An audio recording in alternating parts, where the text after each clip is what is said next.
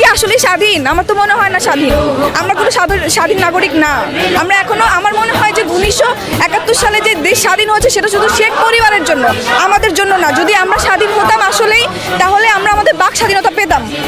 আমাদের কথা বলতে গেলে ভয় পেতে হয়, আমাদের নিজেদের ন্যায্য দাবি আদায় করতে গেলে ভয় পেতে হয়, এভাবে গণহত্যা হতে হয়, আমাদের সবাইকে মরতে হয়, রাস্তাঘাটে আমাদের ভাই বোনদের মরতে হয়।